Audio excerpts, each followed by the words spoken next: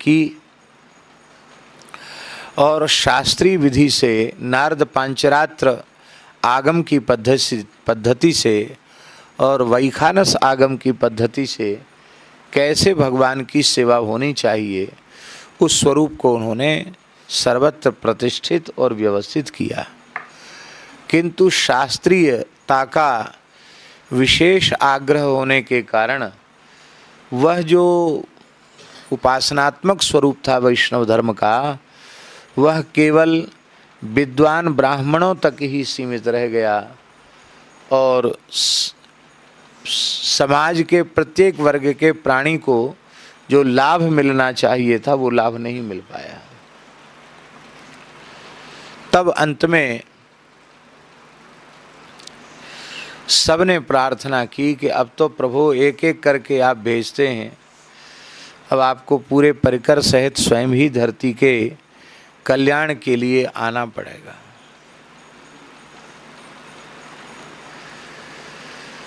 बक्सर वाले महाराज जी की एक बड़ी सुंदर रचना है, कहवा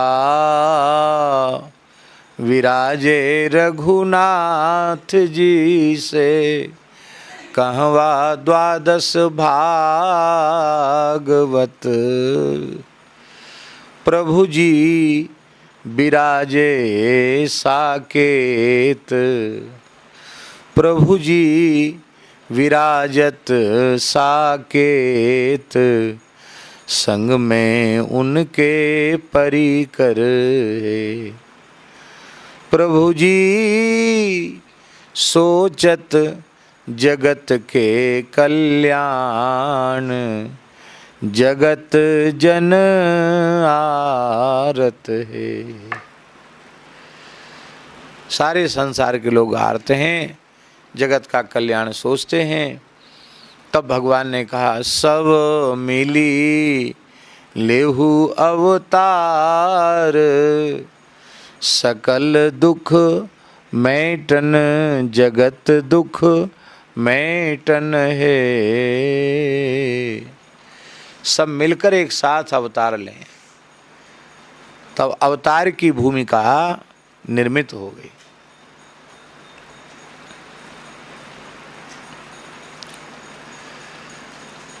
भगवान श्री राम के मन में एक भाव था, सीताराम, भगवान श्री राम के मन में एक भाव था कि श्री भरत जी ने 14 वर्षों तक जिस महाभाव का आस्वादन किया है, मेरे प्रति प्रेम का आस्वादन किया है, मैं भी उस प्रेम का आस्वादन करूं। भरत भाव के आस्वादन का भाव राम जी के मन में था।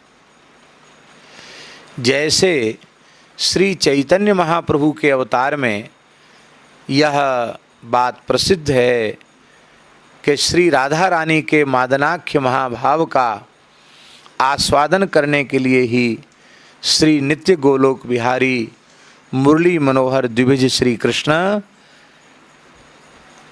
पूर्वी भारत में नवद्वीप धाम में पंडित श्री जगन्नाथ मिश्र के यहाँ श्री सची माता की कुक्षी से फाल्गुन पूर्णिमा को प्रकट हुए। तो राधा रानी के मादनाख्य महाभाव का आस्वादन ये चैतन्य अवतार का प्रयोजन है। ठीक इसी प्रकार से भरत भाव का आस्वादन श्री रामानंदावतार का प्रयोजन है।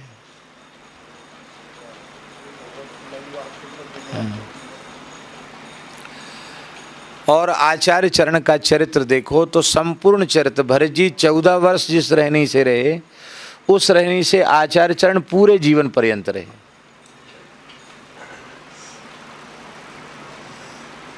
महाविरह और महाप्रेम का आस्वादन उन्होंने किया।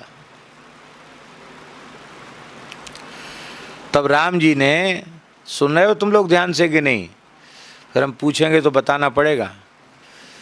तो श्री रामानंद स्वयं रामः प्रादुर्भूतो, हाँ याद है तुम लोगों को, बोलो श्री रामानंद स्वयं रामः प्रादुर्भूतो महीतले हाँ, श्री रामानंदाचार्य भगवान के रूप में स्वयं रघुनाथ जी ही इस धरती पर प्रकट हुए। ये कहाँ का वचन है? ये वचन है वैश्वानर संहिता। किसका वचन है? हाँ, हमारे पुराने ग्रंथों में भी आचार्यों के अवतरण का संकेत दिया हुआ है। सभी भगवान के अवतार तो उत्तर भारत में प्रकट होते हैं और आचार्य अवतार दक्षिण भारत में प्रकट होते हैं। प्रायः सब आचार्य दक्षिण में हुए। तो उत्तर भारत की भूमि, मध्य भारत की भूमि व्याकुल थी कि भगवान ने आचार्य अवतार से हमें वंचित क्यों किया। तब भारत ही नहीं, धरती का मध्य है प्रयाग, और तीर्थराज प्रयाग में पंडित श्री पुण्य सदन वाजपेयी के गृह में माता श्री सुशीला जी के गर्भ से संवत 1256 में माघ कृष्णा सप्तमी को भगवान श्री राम ही रामानंदाचार्य जी के रूप में प्रकट हुए। बोलो श्री रामानंदाचार्य भगवान की। अब राम जी अकेले नहीं आए, 12 महाभागवतों के सहित आए। भक्ति के कितने आचार्य हैं? 12 माने 12 आचार्य हैं भक्ति के। कौन कौन है?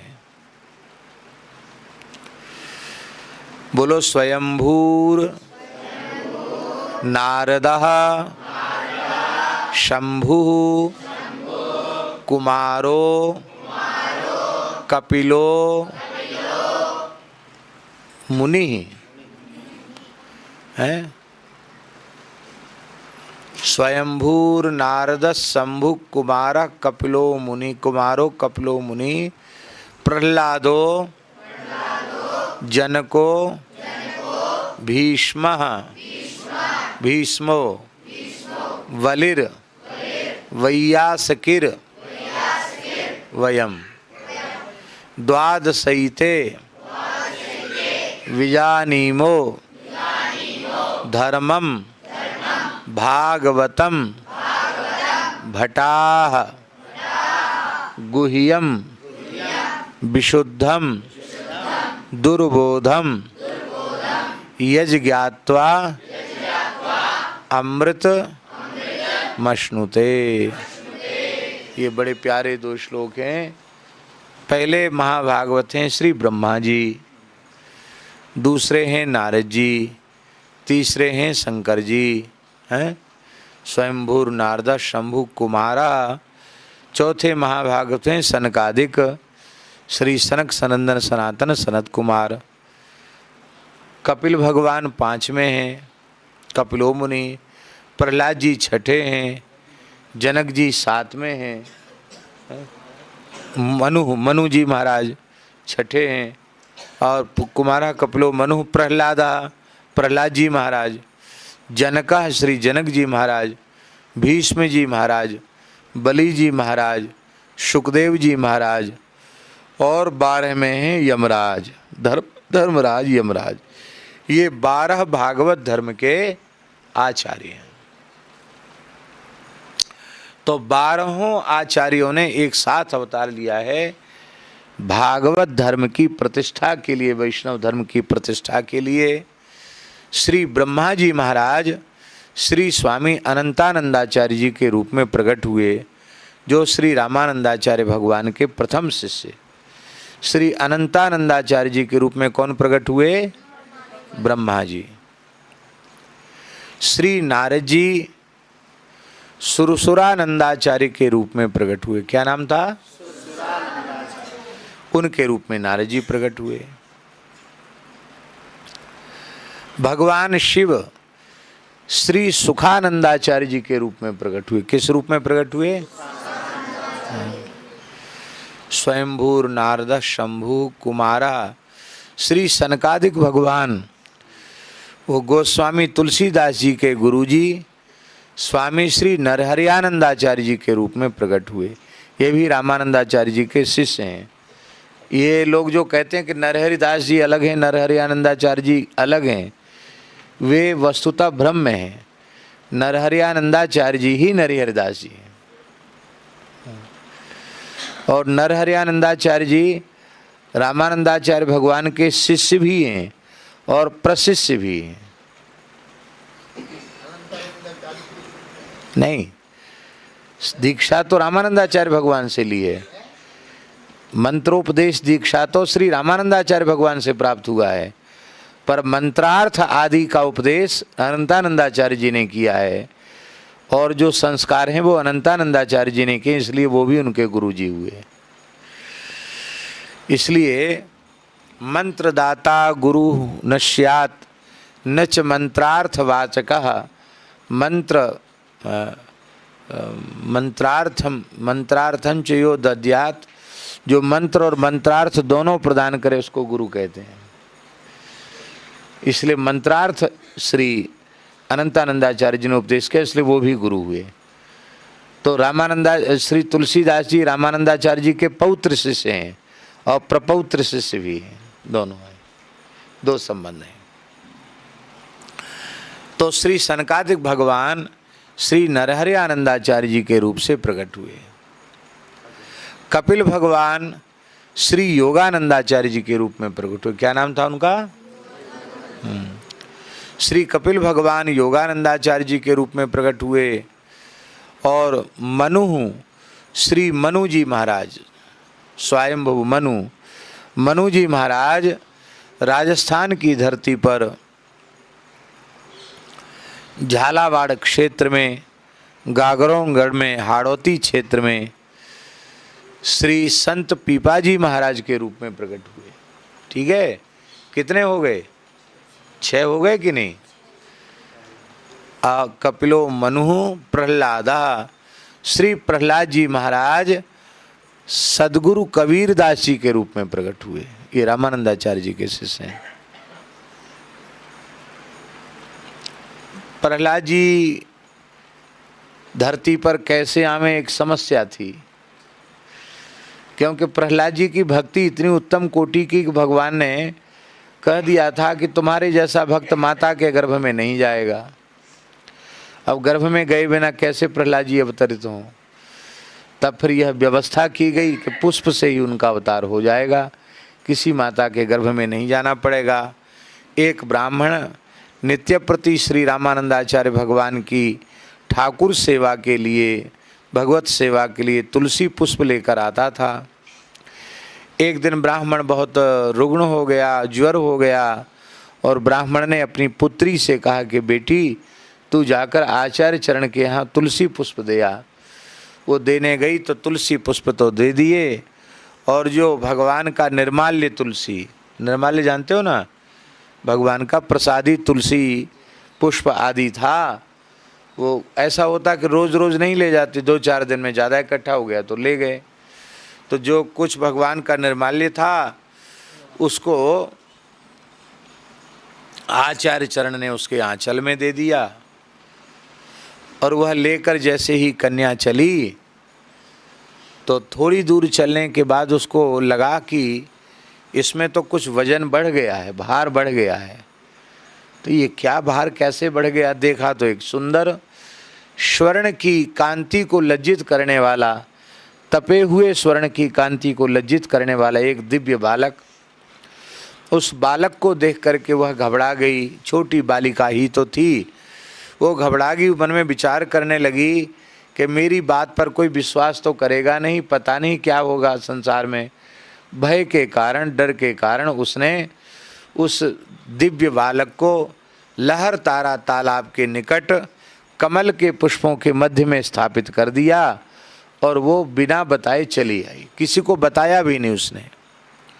वही दिव्य बालक नीमा नीरू नाम के जुलाहे ने उनका पालन पोषण किया, तो वे संत कबीर दास जी हुए। ये प्रहलाद जी महाराज के अवतार हैं। ये भी श्री रामानंदाचार्य भगवान के शिष्य हैं। श्री प्रहलादो जनका, श्री जनक जी महाराज जो हैं वो राम जी के ससुर जी। सो जनक जी महाराज वे श्री महाराष्ट्र की धरती पर पंडित श्री विट्ठल पंत के रूप में प्रकट हुए। उनके तीन पुत्र हुए। बड़े पुत्र संत निवृत्तिनाथ, मध्यम पुत्र संत ज्ञानेश्वर और तृतीय पुत्र श्री सोपान देव, और एक कन्या हुई, उनका नाम हुआ मुक्ताबाई। निवृत्तिनाथ को शिवावतार कहा जाता है और ज्ञानेश्वर महाराज को नारायण अवतार कहा जाता है और सोपान देव को ब्रह्मा जी का अवतार माना जाता है और मुक्ताबाई को आदिशक्ति का अवतार माना जाता है। ये दिव्य बालक वहाँ प्रकट हुए और आश्चर्य की बात है कि चारों ने जीवित समाधि ली। निवृत्तिनाथ जी ने त्र्यंबकेश्वर में जीवित समाधि ली, आलंदी में ज्ञानेश्वर जी ने जीवित समाधि ली, सोपान देव जी ने भी जीवित समाधि ली, मुक्ताबाई ने भी जीवित समाधि ली। चारों परम विरक्त हुए। तो वो जो भावान वही जगतगुरु रामानंदाचार्य जी के शिष्य हुए, उनका नाम क्या हुआ? स्वामी श्री भावानंदाचार्य जी। ये जनक जी के अवतार हैं। भीष्म जी, पितामह भीष्म। भीष्म जी का नाम तो जानते हो कि नहीं? पितामह भीष्म, शांतनु कुमार, गंगा पुत्र, देवव्रत पितामह भीष्म। तो भीष्म जी महाराज वे श्री हमारे मध्य प्रदेश में बांधवगढ़ में नापित के कुल में भक्ति के प्रचार के लिए प्रकट हुए। श्री सेनानाई के रूप में प्रकट हुए। ये श्री सेन जी महाराज भी श्री रामानंदाचार्य भगवान के ही शिष्य हैं।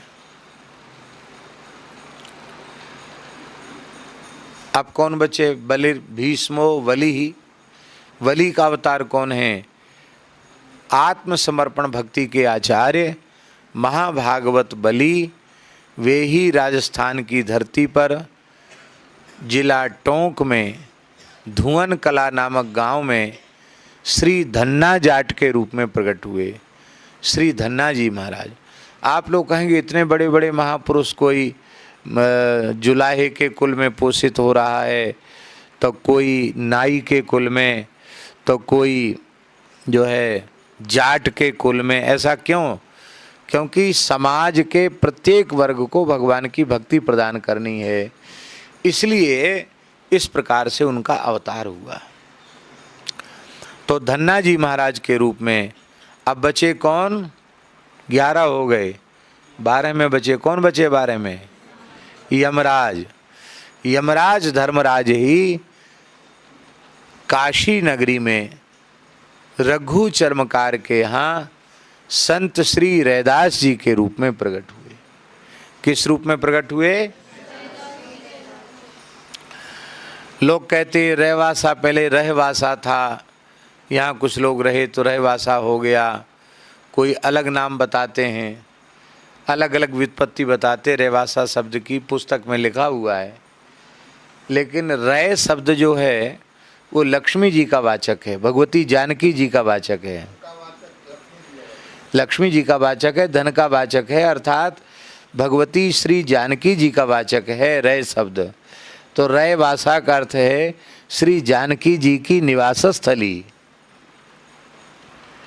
श्री जानकी जी का निकुंज। यही अर्थ ज़्यादा समीचीन है रैवासा शब्द का।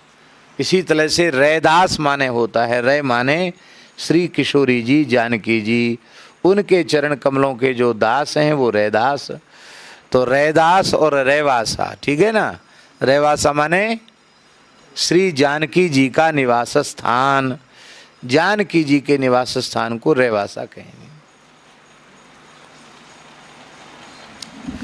तो इन 12 महाभागवतों के द्वारा सारी धरती पर भागवत धर्म का बड़ा प्रचार हुआ।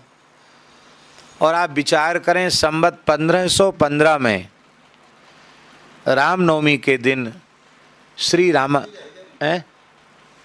सुखदेव जी रह गए। तो श्री सुखदेव जी महाराज गालवानंदा वैयासिकी, श्री सुखदेव जी महाराज स्वामी श्री गालवानंदाचार्य जी के रूप में प्रकट हुए। इस तरह से ये 12 महाभागवत 12 शिष्यों के रूप में प्रकट हुए और बहुत लंबे समय तक आचार्य चरण ने भक्ति का प्रचार किया, उनके शिष्य प्रशिष्यों ने भक्ति का प्रचार किया। कितने लंबे समय तक तो हमने बताया है, 1256 से लेकर 1300 के बीच का आविर्भाव रामानंदाचार्य जी का है। हम 1256 ही उनका आविर्भाव मानते हैं।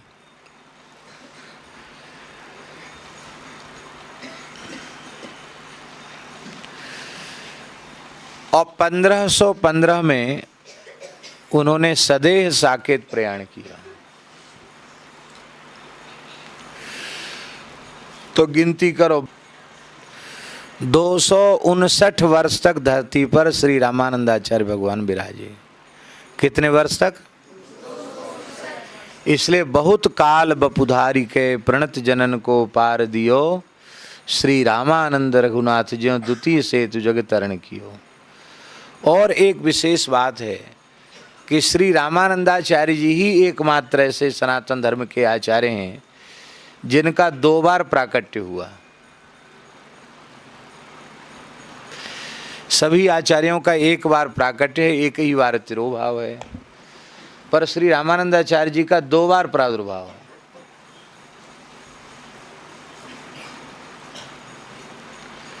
एक जन्म तो उनका 1256 में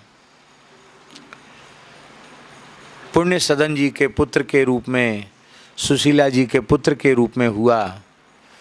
और जब वे काशी विराज रहे थे, मात्र 12 वर्ष की आयु थी आपकी। कितने वर्ष की आयु थी? तो 12 वर्ष की आयु कितनी होती है आप सोचो।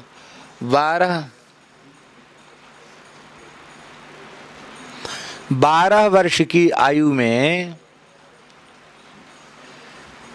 श्री रामानंदाचार्य भगवान 6 अंगों के सहित वेदों के प्रकांड विद्वान हो गए थे।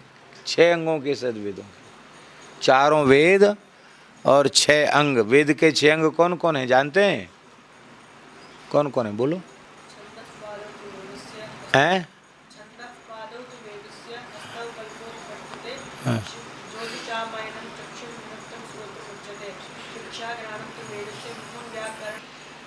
ठीक है। ज्योतिष शास्त्र क्या है? भगवान के आंख के बिना दिखता है क्या?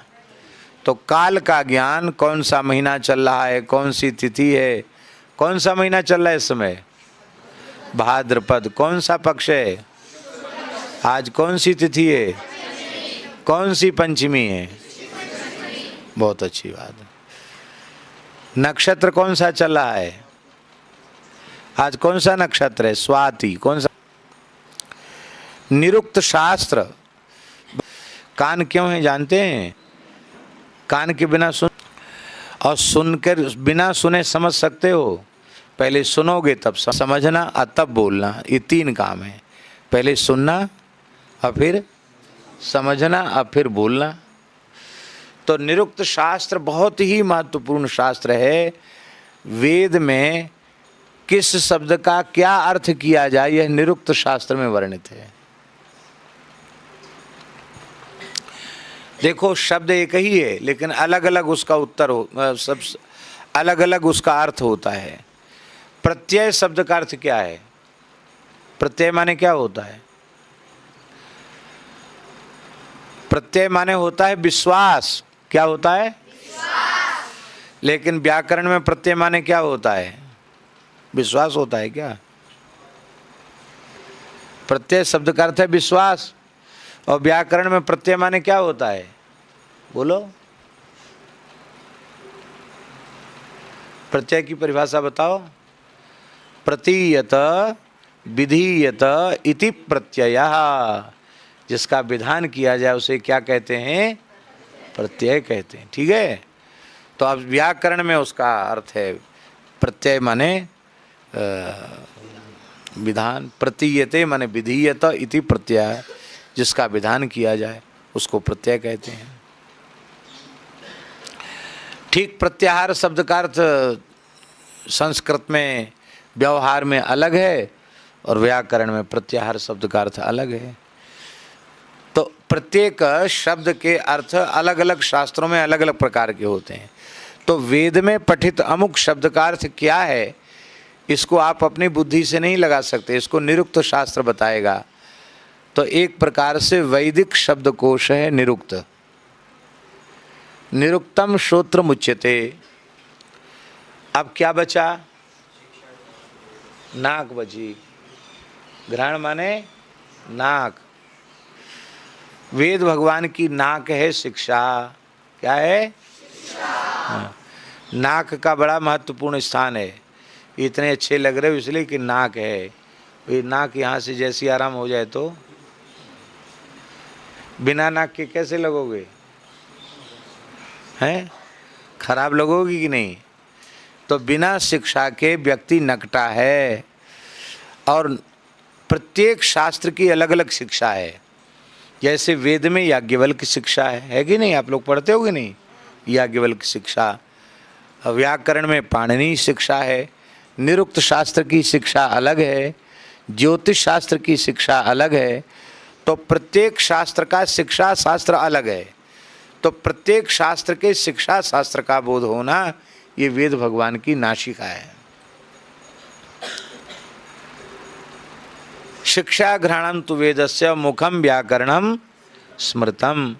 व्याकरण शास्त्र भगवान का मुख है। मुखम व्याकरणम स्मृतम। मुखत्वात् मुख्यम। व्याकरण शास्त्र जो है वो वेद भगवान का मुख है। मुख का अर्थ मुख्य है। क्या है? मुखत्वात् मुख्यम, मुख्य है। इसलिए आप लोग वेद तो पढ़ रहे हो, पर थोड़ी और परिश्रम से आप लोग व्याकरण जरूर पढ़ो। ठीक है ना? व्याकरण पढ़ना बहुत आवश्यक है। व्याकरण जरूर पढ़ो। व्याकरण में श्रम करो। वेद तो कंठस्थ हो जाएगा, कोई बात नहीं है। बार बार संथा करोगे, अभ्यास करोगे तो कंठस्थ हो जाएगा। लेकिन व्याकरण तो कंठस्थ भी करना पड़ेगा, उसको समझना भी पड़ेगा और उसका प्रयोग भी यत्र तत्र व्यवहार में लेना पड़ेगा। तो व्याकरण को पढ़ना चाहिए। तो 6 अंगों के सहित व्याकरण को श्री रामानंदाचार्य भगवान ने कितने वर्ष की आयु में पूर्ण कर लिया?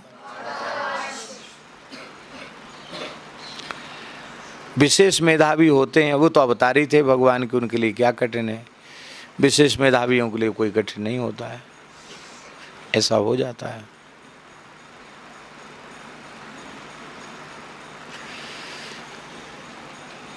सात वर्ष की आयु जब श्री रामानंदाचार्य जी की थी, तब प्रयाग कुंभ में तपस्वाध्याय निरतम से लेकर जगाम त्रिदिवम महत, यहाँ तक संपूर्ण 24,000 श्लोक कंठस्थ प्रयाग कुंभ में सुनाए थे रामानंदाचार्य जी ने। कितने वर्ष की आयु थी? तब 7 वर्ष की आयु में श्री रामानंदाचार्य भगवान ने 24,000 श्लोकों का कंठस्थ पाठ किया था। तो उनके लिए क्या कठिन है? उनके लिए तो बहुत सरल है। ये सामने हमारे गोपेश जी बैठे हैं, गोपेश कृष्ण जी, ये अंतर्राष्ट्रीय वक्ता हैं, भागवत के बड़े वक्ता हैं। सबसे पहली कथा कितनी वर्ष की आयु में की? 13 साल की आयु में उन्होंने सबसे पहली कथा कही। हाँ, उस समय आपको कितने श्लोक कंठस्थ थे? अनुमान तो होगा। हाँ, तो 13 वर्ष की आयु में भी 200, 250, 100, 200 श्लोक कंठस्थ होना भी सामान्य बात नहीं। तो क्या है, ये पूर्व का कोई संस्कार इनका था। तो इतनी छोटी आयु में ये भागवत जी की कथा करने लगे और बाल शुक के नाम से प्रसिद्ध हो गए। तो राम जी 12 वर्ष की आयु में उन्होंने संपूर्ण वेद वेदांग का अध्ययन कर लिया और अनेक इनके दिव्य चमत्कार प्रकट होने लगे काशी में। तो इनके माता पिता को भी यह बोध हो गया कि जिसे हम अपना पुत्र मान करके मोह ममता कर रहे हैं, वो केवल मेरे पुत्र नहीं हैं, ये तो साक्षात भगवान हैं। तो अनेक जीव जब इनसे दीक्षा, ज्ञान की दीक्षा प्राप्त करके कृतार्थ हो रहे हैं, तो हम ही क्यों ना इनसे दीक्षा ले लें। तो श्री पुण्य सदन जी और सुशीला जी की इच्छा उत्पन्न हुई कि मैं शिष्य बन जाऊं इनका। तो बड़े आर्त भाव से भावुक होकर के पुण्य सदन जी सुशीला जी आई, प्रणाम करने लगी। तब आपने कहा, आप लोग क्या कर रहे हो, आप मेरे माता पिता हो। तब कहा कि नहीं, हमें बोध हो चुका है कि आप साक्षात भगवान हो और सब जीवों पर कृपा करने के लिए अवतरित हुए, तो हमारे ऊपर भी कृपा करो, हमको मंत्र का उपदेश करो, हमको दीक्षा प्रदान करो। तब आपने मना किया कि ये संभव नहीं है, ये संभव नहीं है।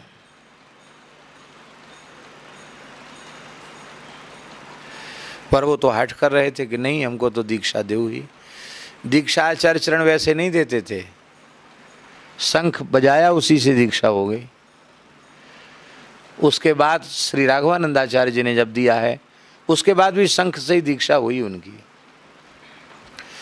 तो राम जी आचार्य चरण जो है अंतर्धान हो गए, सशरीर 12 वर्ष की आयु में लुप्त हो गए, अंतर्धान हो गए। उस अंतर्धान होने से श्री सुशीला जी तो निष्प्राण हो गए, उनके तो प्राण ही चले गए, मृत्यु हो गई उनकी। अब पुण्य सदन जी बड़े दुखी थे, गृहिणी भी चल बसी और आचार्य चरण भी अंतर्धान हो गए। तब परम विद्वान थे पुण्य सदन जी, लेकिन ऐसा पुत्र जिनको उनको कितना प्रेम होगा, कितनी ममता होगी। तो किसी ने कहा कि आपके दुखों को दूर करेंगे श्री मठ में विराजमान श्री स्वामी राघवानंदाचार्य जी। ये वशिष्ठ जी के अवतार हैं राघवानंदाचार्य जी, तो उनके पास जाओ। पुण्य सदन जी उनके पास पहुँचे तो उन्होंने कहा कि हाँ, समाधान तो है, तुम पुनः उनसे दीक्षा का आग्रह न करो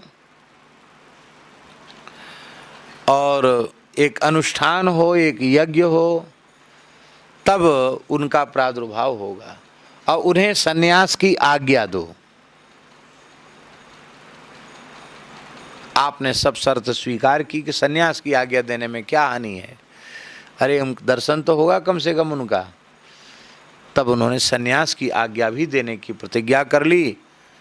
तब यज्ञ हुआ।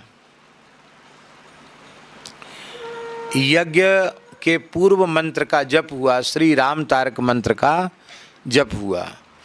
6 करोड़ आहुति हुई। तो 6 करोड़ आहुति तो दशांश आहुति होता है, तो मूल कितना हुआ?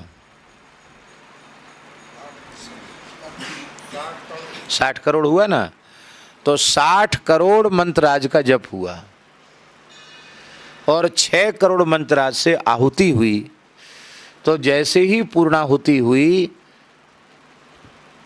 6 करोड़वीं आहुति जैसे ही पड़ी कि अग्नि के कुंड से श्री रामानंदाचार्य भगवान प्रकट हो गए।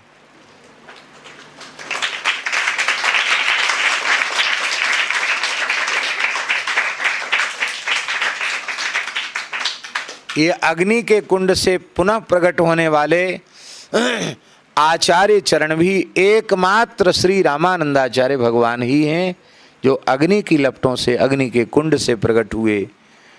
और फिर उन्होंने प्रकट होते ही श्री रामानंदाचार्य, उनको श्री राघवानंदाचार्य जी ने त्रिदंड संन्यास की दीक्षा दी और फिर अनंत काल तक विराजे।